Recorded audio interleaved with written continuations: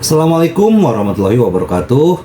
Salam sejahtera buat kita semua. Semoga kita semua dalam keadaan sehat jasmani dan rohani, tidak kekurangan satu apapun. Amin ya robbal alamin. Oke, Mimin akan melanjutkan cerita Liontin Giok Naganya. Tapi seperti biasa, bantu dulu tekan tombol like dan berkomentar juga Tuan dan Nona. Terima kasih sesudah dan sebelumnya.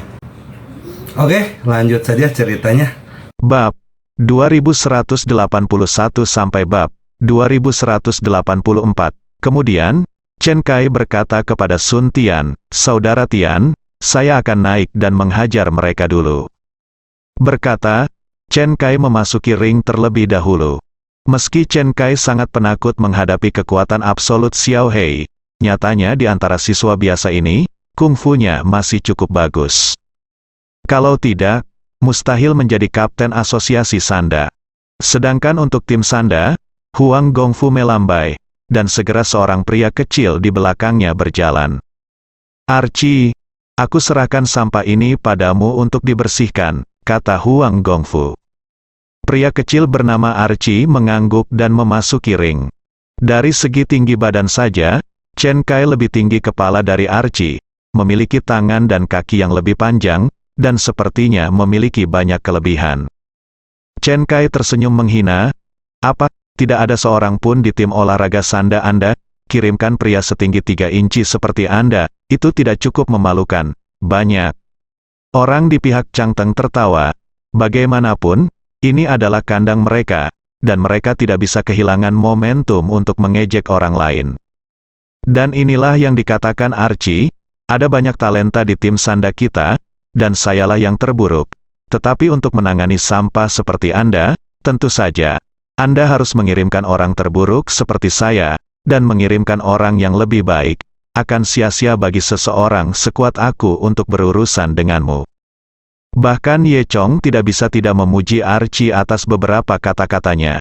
Beberapa kata ini membuat Chen Kai tidak bisa berkata-kata, dan Chen Kai hampir mempermalukan dirinya sendiri. Tak satu pun siswa di sisi Nagato tertawa. "Berhenti bicara omong kosong dan pukullah," kata Chen Kai.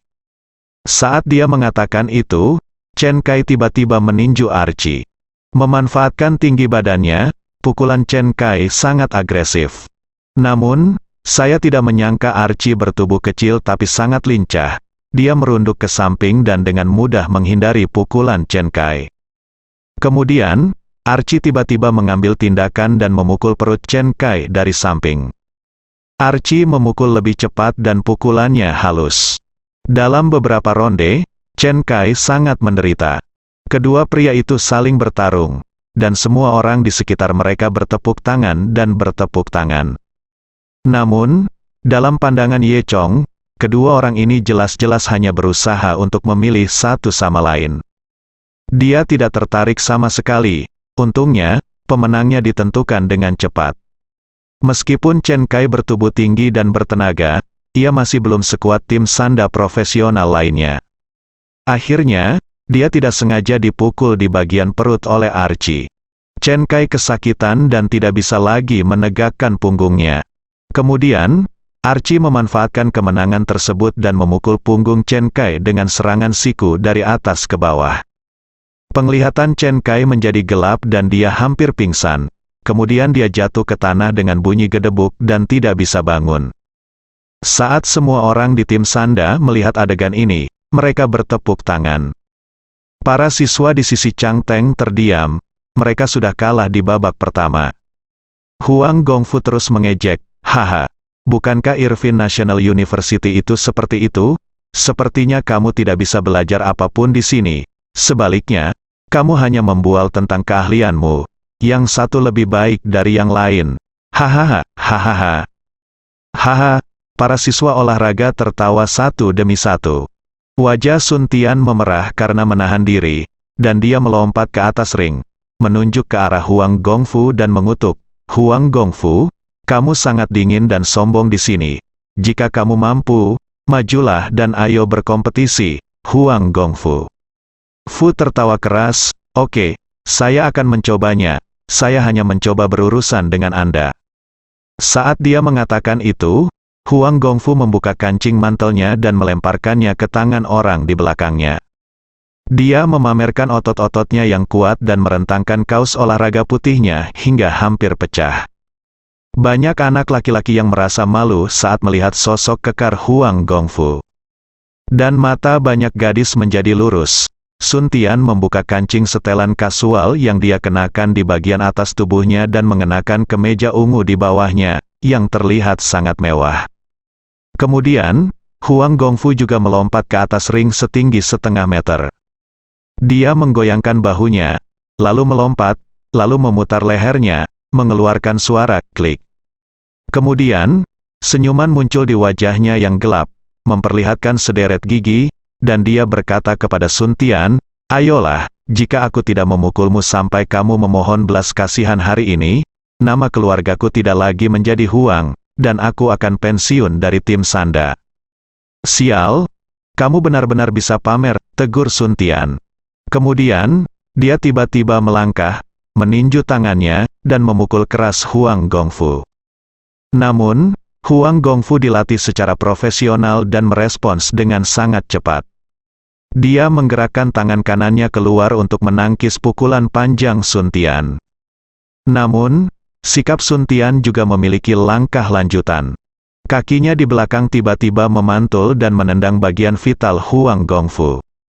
Huang Gongfu tidak panik, mengangkat tendangannya, dan menendang Sun Tian. "Haha, kamu penjahat yang berbahaya. Apakah kamu masih mencoba trik ini padaku?" Huang Gongfu mencibir. Kemudian, Huang Gongfu meninju Sun Tian dengan keras. Sun Tian menekuk satu tangan di atas kepalanya dan melawan dengan lengannya. Namun, dia tidak menyangka pekerja kuning ini akan berusaha sekuat tenaga. Pukulan itu jatuh, membuatnya mundur 3 langkah, dan lengannya mati rasa. Seperti kata pepatah, satu kekuatan lebih baik dari 10 keterampilan, apalagi orang biasa seperti Sun Tian dan Huang Gongfu. Siapapun yang lebih kuat secara alami akan mendapat keuntungan dalam pertarungan.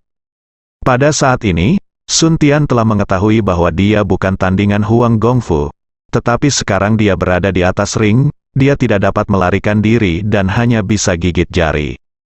Namun, kungfu kedua orang ini jauh lebih baik dari 2 orang tadi, dan pertarungan mereka jauh lebih seru.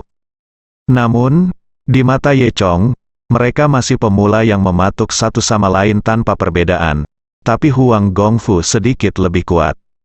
Setelah lebih dari selusin ronde, Huang Gongfu memaksa Sun Tian ke sudut ring. Sun Tian dikalahkan, dan secara tidak sengaja, dia dirobohkan oleh Huang Gongfu. Saat Sun Tian ingin bangun kembali, tiba-tiba Huang Gongfu menginjak punggung Sun Tian.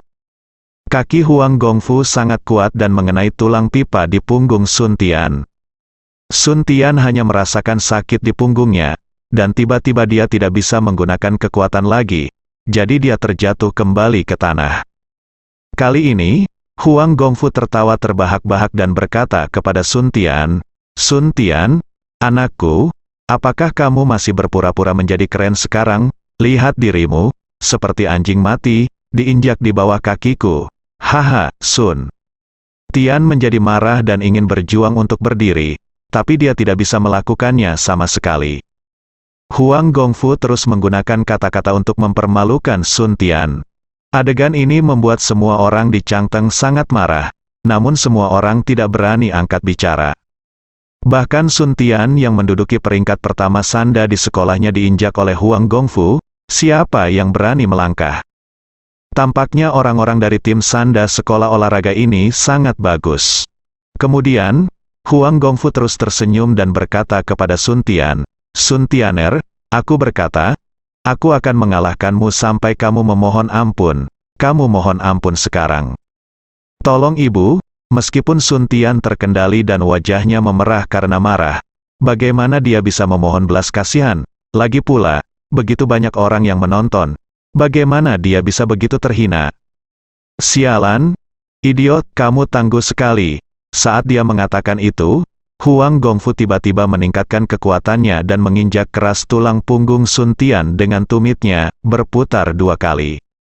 Sun Tian menjerit kesakitan. "Apakah kamu memohon ampun? Apakah kamu memohon ampun?" Huang Gongfu bertanya pada Sun Tian sambil tertawa, seperti menggoda mangsanya. Sun Tian sangat kesakitan hingga tulangnya hilang dalam sekejap karena ketangguhannya yang marah. "Ups, saya salah, lepaskan, lepaskan, saya mohon ampun," Sun Tian menjerit dan berteriak. "Hahaha, kamu harus memohon padaku untuk melepaskanmu. Panggil kamu Paman Huang." Huang Gongfu tertawa dan memutar 2 kali lagi. Sun Tian hanya bisa berkata dengan patuh, "Huang, Paman Huang, saya mohon Anda melepaskan saya salah, Anda. Bilang Anda adalah jenderal saya yang kalah dan Anda tidak bisa mengalahkan saya." Huang Gongfu terus tertawa. Saya jenderal Anda yang kalah. Saya tidak bisa mengalahkan Anda, saya mohon Anda melepaskan saya." Sun Tian berteriak dan memohon belas kasihan. Huang Gongfu tertawa keras dan kemudian mengendurkan kakinya. Kemudian, dia menendang Sun Tian lagi. "Lihat dirimu. Kamu benar-benar pecundang. Apakah kamu masih berani pamer?" "Hahaha, maksudnya, di mata saudara Huang kita, kamu hanyalah sampah, jangan berhenti pamer di masa depan." "Haha." Anggota tim Sanda itu tertawa. Sun Tian merasa malu dan berjuang untuk bangkit dari tanah. Seluruh lengannya tidak bisa digunakan lagi. Kemudian, Sun Tian keluar dari ring dengan kepala menunduk, tidak berani berbicara lagi. Baik Chen Kai maupun Zi Qiao tidak menyangka orang-orang dari sekolah pendidikan jasmani ini begitu kuat. Saat ini, Huang Gongfu masih berdiri di atas ring sambil tertawa liar. "Yi Kuyu." Dia berkata, "Ingat, kamu sampah Changteng, jangan berpura-pura berada di depan kami mulai sekarang." Semua orang di Changteng sangat tidak senang. Apakah kamu tidak puas? Datang dan pelajari beberapa trik dari saya," kata Huang Gongfu dengan dominan. Para siswa dengan tanaman merambat yang panjang menundukkan kepala, dan tidak ada yang berani melangkah maju. Lagi pula, Sun Tian yang menduduki peringkat pertama Sanda di sekolahnya dipukuli dengan sangat parah. Yang lain bahkan bukan lawan Sun Tian, bagaimana mungkin dia tidak dipukuli menjadi anjing oleh Huang Gongfu? Semua orang menundukkan kepala dan tidak berani naik. Kemudian, Huang Gongfu terus mencibir para mahasiswa Universitas Changteng. "Haha, orang-orang Changteng semuanya adalah sekelompok pengecut. Beraninya kamu berpura-pura menjadi pengecut, tampaknya Changteng tidak lebih dari itu. Ini tampaknya semua mahasiswa dengan tanaman merambat yang panjang terbiasa menindas yang lemah dan takut pada yang kuat. Di masa lalu, mereka akan menjadi pengkhianat total." Anggota tim Sanda lainnya tertawa bersama mereka. Menghadapi penghinaan seperti itu, tidak ada yang berani membantah atau mengucapkan sepatah kata pun. Huang Gongfu berkata cukup, dan tiba-tiba melihat Chen Feifei. Meskipun Chen Feifei hanya memakai riasan tipis, dia cantik alami. Jadi dia masih begitu mencolok di tengah orang banyak.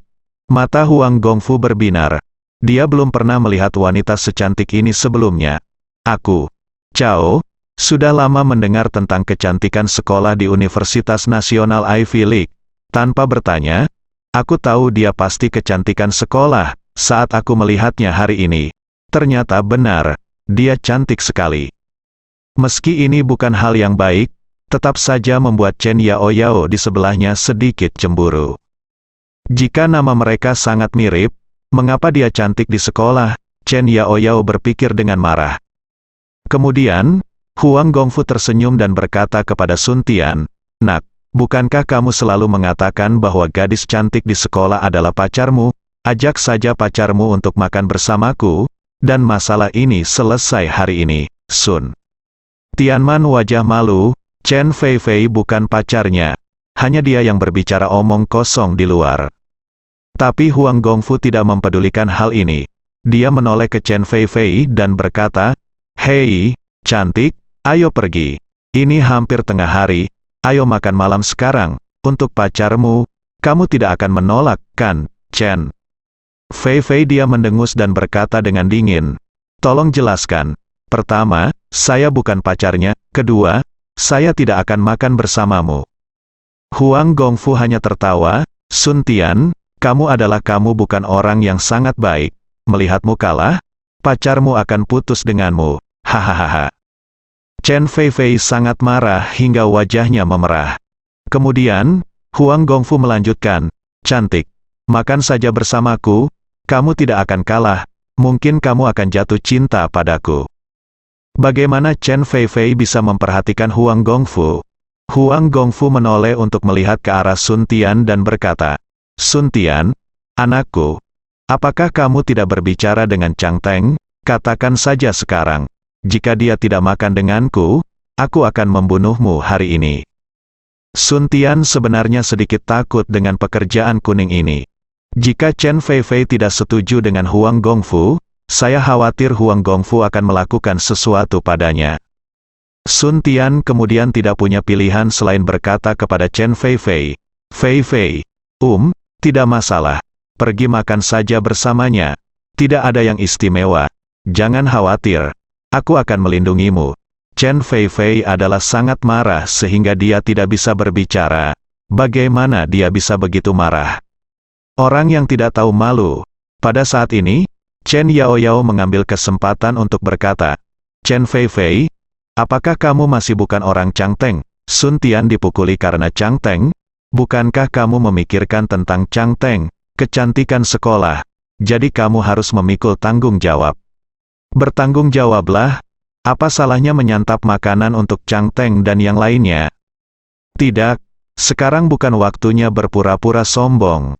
Banyak gadis yang justru menuduh Chen Feifei. Ketika Huang Gongfu melihat seseorang mengatakan ini, dia menjadi lebih lancang. Dia berkata dengan tatapan vulgar, Hei, cantik kecil, kamu tidak akan rugi apapun jika makan bersamaku. Mungkin jika kita ngobrol baik-baik, aku bisa menjadi primadona sekolah Chang Teng nanti. Hahaha. Kamu tidak tahu malu.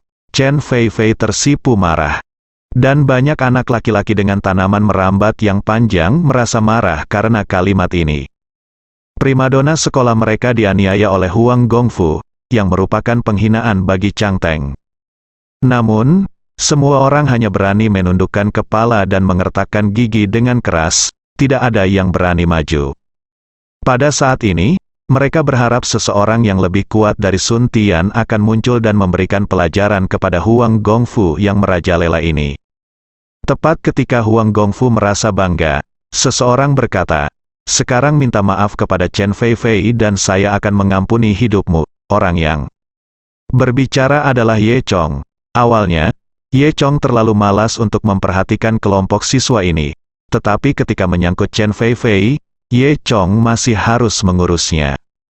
Ketika Chen Feifei melihat Ye Chong membelanya, dia merasa lega dan terharu. Guru Ye, teman sekelas Ye, Huang Gongfu menyipitkan matanya dan menatap Ye Chong. Aku, Cao, kamu bocah nakal, cepat pergi, jika tidak, jangan salahkan aku karena bersikap kasar. Ye Chong baru saja berkata dengan tenang, minta maaf. Para siswa di sekitar Chang Teng terkejut melihat bahwa orang yang berbicara sebenarnya adalah Ye Chong, seorang pendatang baru. Li Bai Chao menghela nafas dari samping. Chaoku, orang baru ini sangat berani. Anak laki-laki ini semua ingin membela kecantikan sekolah, dan kemudian mengesankan kecantikan sekolah dan memenangkan hatinya. Hanya saja mereka tidak punya nyali. Tidak ada yang percaya bahwa Ye Chong bisa mengalahkan Huang Gongfu, tapi setidaknya dia memiliki keberanian untuk berdiri. Meski akhirnya akan menyedihkan, dia masih lebih baik dari anak-anak itu. Melihat seseorang benar-benar berani menghadapinya, Huang Gongfu tidak marah. Dia hanya tertawa dan berkata, "Apa, nak? Apakah kamu ingin mengurus urusanmu sendiri?" Ye Chong berkata dengan tenang, "Aku terlalu malas untuk mengurus urusanku sendiri. Bisnis, tetapi jika kamu jalang, jika kamu melecehkan temanku, maka aku akan mengurusnya." Dengan mengatakan itu, Ye Chong berdiri di depan Chen Feifei. Untuk sesaat, Chen Feifei merasa sosok Ye Chong menjadi lebih tinggi, seolah-olah seperti gunung menghalangi tubuhnya. Memiliki gunung seperti itu membuat Chen Feifei merasa sangat nyaman. Chen Feifei tidak bisa menahan diri untuk tidak memegang lengan Ye Chong, memverifikasi kata-kata Ye Chong, temanku, dan melihat perilaku intim ini. itu tidak terlihat seperti teman biasa. Dan ketika semua orang melihat gadis cantik sekolah yang menyendiri itu mengambil inisiatif untuk memegang lengan seorang pria, mereka semua terkejut dan terkejut. Jika saya tahu mereka akan maju, siapa yang mengira keindahan sekolah akan begitu mudah tergerak? Terutama Sun Tian yang sangat marah hingga meniup janggutnya dan menatap. Namun, dalam situasi saat ini, dia tidak berani bertindak sembarangan. Sun Tian takut pada Huang Gongfu, dan sekarang dia hanya bisa menahan amarahnya dan menunggu Huang Gongfu menghadapi pendatang baru ini. Melihat Chen Feifei sepertinya telah menemukan pendukung, Huang Gongfu tertawa dan berkata, "Cantik, menurutmu orang ini tidak akan melindungimu, bukan? Hahaha, kamu terlalu bodoh. Saya menyarankan kamu untuk pergi bersamaku. Ayo makan, jangan khawatir, saudaraku akan mencintaimu. Jangan khawatir, ketika saatnya tiba kamu akan menemukan bahwa aku sudah sembuh, dan kamu tidak akan bisa hidup tanpaku. Hehe, biarkan aku memberitahumu, milikku beberapa kali lebih besar dari orang biasa, aku janji, membuatmu merasa nyaman." Bahasa Huang Gongfu menjadi semakin tidak senonoh, dan semakin banyak anak laki-laki yang semakin marah karena dewi mereka dihina seperti ini. Tapi itu hanya membuatnya semakin marah, dan tidak ada yang berani melangkah maju. Ye Chong menggelengkan kepalanya. Awalnya, dia tidak ingin mengambil tindakan, lagi pula, dengan kekuatannya sendiri, akan sangat memalukan bertarung dengan anak seperti itu. Namun, jika saya tidak memberi pelajaran kepada pihak lain sekarang, saya merasa kasihan pada Chen Feifei. Dalam hal ini, Ye Chong hanya bisa naik ke atas panggung. Chen Feifei tahu betul betapa kuatnya Ye Chong. Dia telah melihatnya ketika Ye Chong masih menjadi gurunya Ye. Jadi ketika Ye Chong naik ke panggung, Chen Feifei tidak khawatir sama sekali. Sebaliknya, dia berkata kepada Ye Chong, "Bantu aku memberi pelajaran pada orang yang tidak tahu berterima kasih ini." Ketika Huang Gongfu melihat Ye Chong, dia benar-benar mendatanginya, tertawa keras, dan berkata, "Oh, memang ada pria yang tidak takut kematian. Oke, aku akan bermain denganmu hari ini untuk melihat apakah aku tidak mengalahkanmu setengah mati." Kemudian, dia menoleh ke Chen Feifei.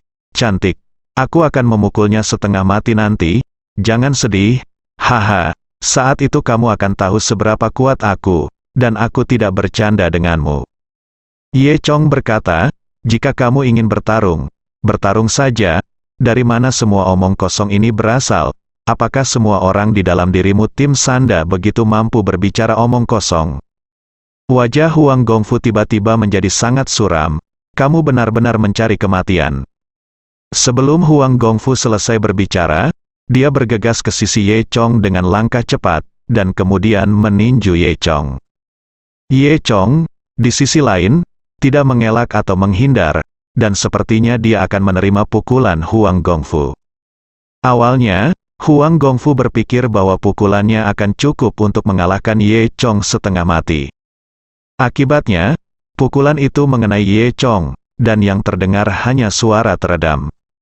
Pukulan ini tidak terasa seperti mengenai daging manusia, tetapi lebih seperti mengenai pelat baja. Kemudian, hanya teriakan "aduh" yang terdengar, dan tulang tangan Huang Gongfu patah semua. Selama seluruh proses, Ye Chong tidak bergerak sama sekali. Huang Gongfu hanyalah orang biasa. Bagi Ye Chong, levelnya sangat rendah sehingga dia bahkan tidak repot-repot mengambil tindakan. Huang Gongfu ingin pamer di depan semua orang dan memukul Ye Chong setengah mati dengan satu pukulan, jadi pukulannya cukup keras. Dia tidak bisa membayangkan bahwa tubuh Ye Chong lebih keras dari batu. Kalau tidak, dia tidak akan memukul begitu keras.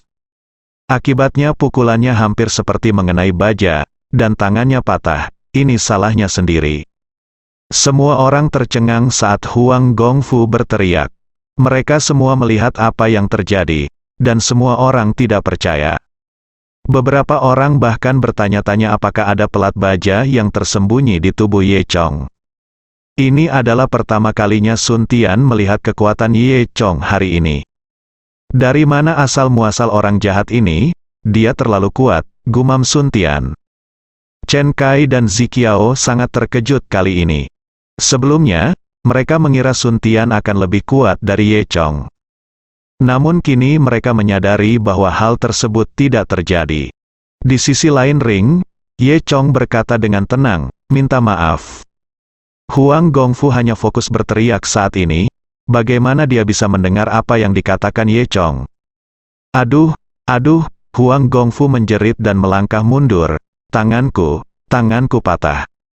Ye Chong meraih Huang Gongfu, menjentikkannya, dan menjatuhkan Huang Gongfu. Fu melemparkannya ke tanah. Adegan ini kembali mengejutkan semua orang. Tahukah Anda, tubuh Huang Gongfu sangat kuat, meskipun salah satu tangannya patah, sisa tubuhnya masih dalam kondisi baik, sekuat lembu, Yi Kuyue. Ye Chong melemparkan Huang Gongfu ke tanah semudah dia melemparkan seorang anak kecil. Ini cukup untuk membuktikan betapa kuatnya Ye Chong. Ye Chong berkata lagi, minta maaf. Huang Gongfu terbangun setelah dilempar oleh Ye Chong. Dia memandang Ye Chong, seolah pikirannya masih kosong. Baru setelah Ye Chong menendangnya lagi, menyebabkan dia berteriak, Huang Gongfu mendengar dengan jelas apa yang Ye Chong ingin dia lakukan. Dia dengan cepat berkata, aku salah, ups, tanganku patah, tolong ampuni aku salah. Jeritan dan permohonan belas kasihan Huang Gongfu ini jauh lebih keras daripada jeritan matahari yang baru saja dia alami. Ditertawakan, langit bahkan lebih buruk lagi. Tampaknya semakin kuat apa yang disebut anak-anak muda yang penuh gairah ini, semakin mereka berperilaku pengecut di saat-saat kritis. Huang Gongfu berbaring di tanah seperti anjing kudis dan memohon pengampunan Ye Chong. Ye Chong mendengus dan berkata, saya meminta Anda untuk meminta maaf kepada Chen Feifei, menamparkan wajah Anda dan meminta maaf pada saat yang sama. Huang Gongfu tidak punya pilihan selain menghadapi Chen Feifei, dan menamparkan wajahnya dengan tangan baiknya. Dia juga berkata, aku salah, Chen cantik. Kamu, tolong maafkan aku hanya berbicara omong kosong. Anggap saja aku kentut, maafkan aku. Ye Chong dia sangat tidak puas dan berkata, mengapa apakah kamu memukulinya begitu ringan? Apakah kamu enggan memukulnya? Apakah kamu ingin aku memukulnya untukmu? Huang Gongfu menelan ludah. Jika Ye Chong datang untuk memukulnya, dia tidak akan memukul dirinya sendiri sampai mati. Dia tidak punya pilihan selain meningkatkan kekuatannya. Kekuatan tangan dan cakarnya yang besar sangat kuat. Setelah 2 kali pukulan, wajahnya bengkak. Namun, dia tahu jika itu adalah Ye Chong, itu mungkin akan lebih buruk. Kali ini, suara tamparan di wajah hampir menyebar ke seluruh gym. Melihat Huang Gongfu ditangani oleh Ye Chong dengan cara ini, para siswa di Changteng merasa sangat lega. Sebaliknya, para siswa dari Kowloon Sports College menundukkan kepala karena malu. Perasaan mereka saat ini sama dengan perasaan siswa yang merambat panjang tadi. Meskipun mereka sangat marah, bahkan Huang Gongfu mereka yang paling kuat pun diperlakukan seperti ini. Siapa di antara mereka yang berani melangkah maju untuk menimbulkan masalah? Hingga mulut Huang Gongfu bengkak akibat pemukulan, Ye Chong langsung menendang Huang Gongfu dari ring. Untungnya, ada beberapa anggota tim Sanda yang berhasil ditangkap oleh Huang Gongfu. Pergi, kata Ye Chong. Mendengar hal tersebut, anggota tim Sanda segera membantu Huang Gongfu dan melarikan diri dengan tergesa-gesa. Masyarakat Changteng yang berada di belakang tim Sanda berteriak-teriak antusias, mengucapkan kata-kata seperti pukul anjing yang tenggelam, seperti mengusir anjing yang tenggelam, yang sangat melegakan. Kemudian, banyak siswa yang bertepuk tangan pada Ye Chong. Itu luar biasa, seperti kata pepatah, waktu menjadikan pahlawan. Hanya karena pertempuran ini, Ye Chong telah melampaui status Sun Tian di mata para siswa ini. Ia sepertinya berpotensi menjadi generasi baru idola pria di Nagato. Setelah Chen Yaoyao melihat skill Ye Chong lagi, dia akhirnya menyesalinya. Jika dia lebih baik pada Ye Chong sejak awal dan bisa mempercayai Ye Chong, maka hubungan antara kedua orang itu tidak akan seperti sekarang. Setelah itu, Ye Chong turun dari panggung di tengah tepuk tangan semua orang. Chen Feifei dengan cepat datang dan berkata kepada Ye Chong, "Teman sekelas Ye Chong, terima kasih banyak kamu membantuku lagi. Aku benar-benar tidak tahu bagaimana harus berterima kasih. Bagaimana kalau aku mentraktirmu teh susu?" "Apa Chen Feifei?" dikatakan sangat intim. Jika hal itu dilakukan 1 jam yang lalu, semua orang pasti akan menganggapnya aneh. Tapi sekarang, semua orang menganggap wajar jika primadona sekolah bersikap seperti ini terhadap Ye Chong. Siapa yang memberi Ye Chong kekuatan yang tidak bisa mereka miliki? Melihat adegan ini, Chen Feifei sangat marah. "Aku sangat marah karena membiarkan perempuan jalang kecil itu." Chen Feifei, yang memimpin Chen Yaoyao, berpikir dengan getir. Meskipun dia tahu bahwa sikap Ye Chong terhadapnya sangat dingin sekarang, dan jika dia naik lagi, dia akan mempermalukan dirinya sendiri. Namun, Chen Yaoyao sekarang tahu bahwa Ye Chong sama sekali bukan orang biasa. Oleh karena itu, dia tidak mau menyerah dan hanya merindukan Ye Chong. Jadi, dia tanpa malu-malu pergi ke sana lagi. Dia berjalan mendekati Ye Chong dan berkata, "Ye Chong, menurutku kamu tidak terlalu kuat. Baiklah, jika kamu punya waktu malam ini, aku akan mentraktirmu makan malam." "Oh," Ye Chong mengangkat alisnya. Chen Yaoyao melanjutkan, "Itu memang salahku sebelumnya. Tetapi kamu harus memahamiku. Aku pikir kamu di sini untuk berbohong kepada nenekku. Sekarang aku tahu bahwa kamu bukan pembohong, jadi aku melakukan kesalahan sebelumnya." Ye Chong juga tanpa berkata apa-apa, Chen Feifei buru-buru berkata, "Apa yang akan kamu lakukan? Saya sudah setuju dengan teman sekelas Ye bahwa saya ingin mengundang teman sekelas Ye untuk minum teh susu." Semua orang tercengang. Si cantik sekolah, si cantik kelas, dan 2 wanita cantik berlomba-lomba mentraktir seorang anak laki-laki makan malam. Seberapa bahagianya anak ini, meskipun dia tahu Ye Chong cemburu, itu juga membuat anak-anak di sekitarnya cemburu. Dan Li Baichao tidak bisa menahan diri untuk tidak mengacungkan jempolnya kepada Ye Chong. Saudara ini benar-benar hebat. Chen Yaoyao mendengus dan berkata, "Jadi bagaimana jika kamu mengatakannya terlebih dahulu? Itu masih tergantung pada siapa di antara kami yang akan pergi bersamamu. Lihat, dengan siapa Ye Chong pergi." Saat dia mengatakan itu, Chen Yaoyao juga menatap Ye Chong. Meskipun Chen Yaoyao tahu bahwa dia tidak secantik Chen Feifei, keluarganya masih memiliki hubungan dengan Ye Chong. Apalagi rumahnya di kota Hong Kong, dan dia dianggap sebagai orang terkenal dan kaya, Yikuyu. Chen Feifei berasal dari daratan dan tidak berdaya di kota Hong Kong. Chen Yaoyao percaya bahwa selama Ye Chong tidak bodoh, dia pasti akan membuat pilihan yang tepat. Oleh karena itu, ia memiliki kepercayaan diri untuk bersaing dengan Chen Feifei. Namun, Ye Chong melirik Chen Yaoyao dan berkata, "Mengapa aku harus memahamimu?" Kalimat ini membuat Chen Yaoyao tersipu. Dia merendahkan diri untuk meminta maaf kepada Ye Chong. Dan Ye Chong masih bersikap seperti ini. Ini membuat Chen Yaoyao sungguh tak tertahankan.